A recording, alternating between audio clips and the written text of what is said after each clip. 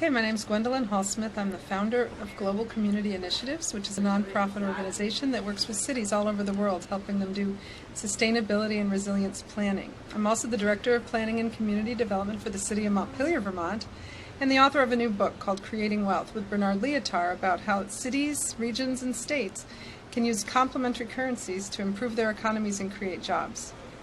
You were also behind the effort to introduce an alternative currency in Montpelier, is that right? That's right. We have a time bank, a care bank, and I'm developing a new food currency there so that we can help farmers and food service workers earn better incomes. The care bank is for elder care, and the time bank is a marketplace that everybody can use to trade time instead of money for goods and services they need. Great. And to a lot of people, the concept of an alternative currency may seem a little wonky and strange, but it can actually have very distinct impacts on our daily lives and the planet. Is that right?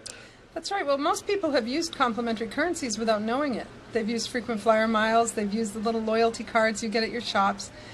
But complementary currencies play even an important role, especially with respect to the environment, because our national monetary system, which we call bank debt money, being issued by banks and coming with interest attached, drives the growth imperative. It drives the reason that corporations need to make a profit at an increasing rate to stay ahead of the cost of money.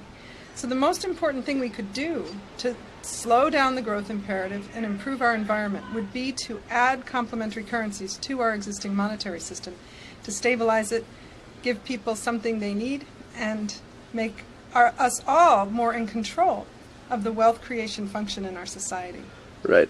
And when you talk about the growth imperative, you're talking about how most conventional economic models demand increased GDP and increased consumption. Yeah, the growth imperative is actually what causes companies to want to increase productivity, increase profit all the time, because a lot of them are leveraged with large debt burdens. And the interest that they're paying on their debt doesn't necessarily increase their productive capacity, but it does increase the cost of production and the costs of staying in business. So they need more and more and more and more. It's not because they're evil, it's not because they're wrong, it's just a function of the currency system in our economy. So the other thing that it does is it concentrates wealth in fewer and fewer hands, in much the same way as a system that was designed to drain things out of the system. This system is designed to make things flow upward to the most wealthy among us.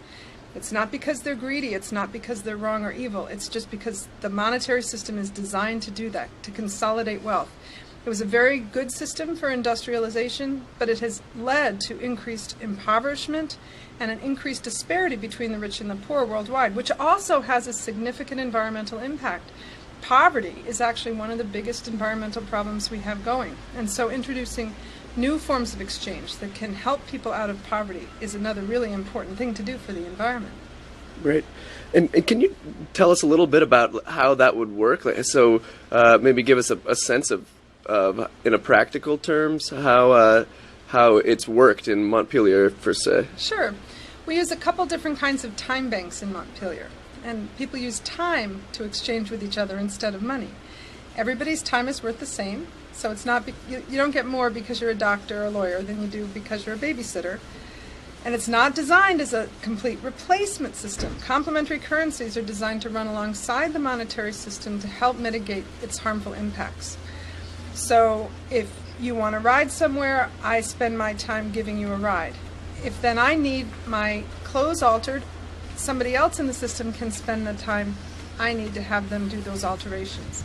Because it doesn't accrue interest, it's not a store of value, it's just a medium of exchange. So there's no incentive to hoard it. There's no incentive to cheat other people or to spend more than you need.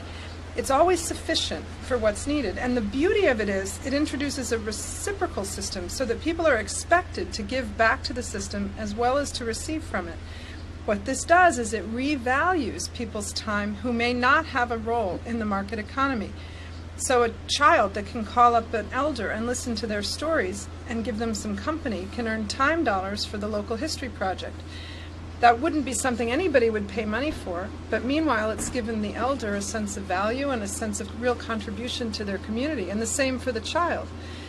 Money is really good. The conventional money system is really good at valuing things that are scarce.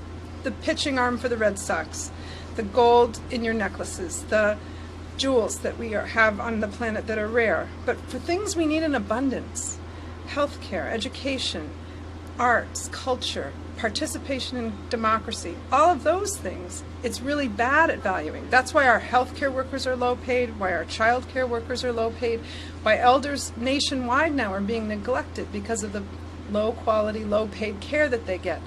Introducing the time banks can actually revalue those things that are so important to us as a human family, and that money just fails us.